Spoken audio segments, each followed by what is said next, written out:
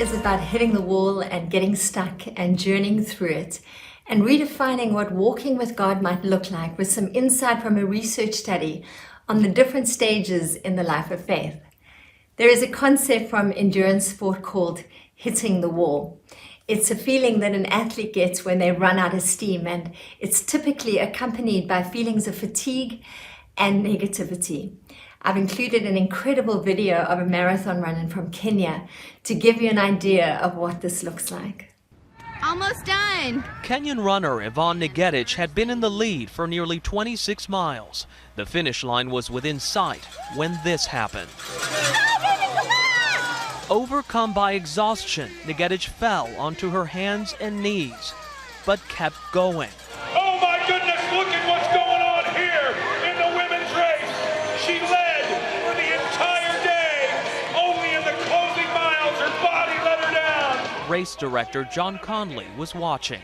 I've seen athletes wobble and fall. I've seen athletes crawl across the finish line. But that story of her going 26 miles and then crawling the last 450 feet or so, never seen anything like it. When the medical team rushed to help and offered a wheelchair, she refused. She's taking no for an answer. Keep on going, young lady. Ngetich had still managed to come in third. Conley greeted her after the race. You ran the bravest race and crawled the bravest crawl I have ever seen in my life. Crawling the last 50 meters to the finish line. Ngetich couldn't recall those final moments. For the last 2 kilometers, I don't remember. She did it! She made it! Running always, you have to keep going. Yvonne Ngetich! Conley bumped up her cash prize. He says it was the least he could do. I've never heard our crowds that loud cheering for an athlete like that. It's like she won the race. She is the defining moment of that weekend for us. You are one tough young lady! An image of defeat turned into triumph. Running the bravest run and crawling the bravest crawl. The crawls are perhaps the most courageous parts and where we have some of our most unestimated wins. In 2 Timothy 4:7, Timothy talks about a different type of race. He says this, I have fought the good fight, I have finished the race, I have kept the faith.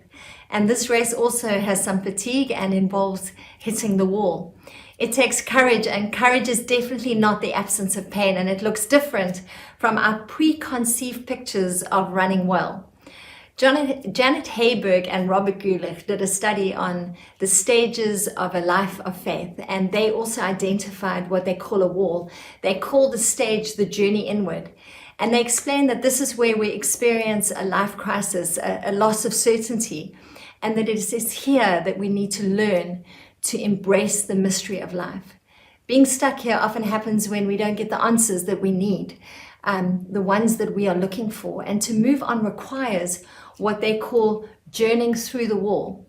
Much like our runner in the video, it's in this stage that we sometimes learn that our personal formulas of faith do not work. We might have given, served, sacrificed, and expected a certain outcome, and yet we still experience a crisis that we didn't anticipate or feel that we deserved.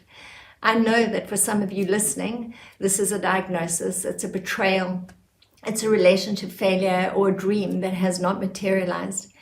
And in those moments, we have more questions than we have answers, and we step into the mystery. And this is not necessarily a happy place. It's often the place that we relinquish our pictures of how things should look. And it can be the starting place of a far healthier version of faith. It's here that we admit that we don't have a clue what is going on. And I have so many helpful scriptures here that I want to inspire you with. But what I have learned is that this wall is a very personal space. We find our own way through with contemplation, with introspection, and sometimes some really scrappy and always intimate prayer. It's usually a relinquishment of what the pictures of our lives should look like, with this hopeful fortitude in a very good, very kind, and very loving God. And what matters most is that we just keep crawling, if that's what it takes, and that we keep cheering for each other and for ourselves, and staying in our lane, so that instead of judging others for their journey, we validate them and we encourage them, because it looks different for each one of us, and different is not wrong. I'll see you next time.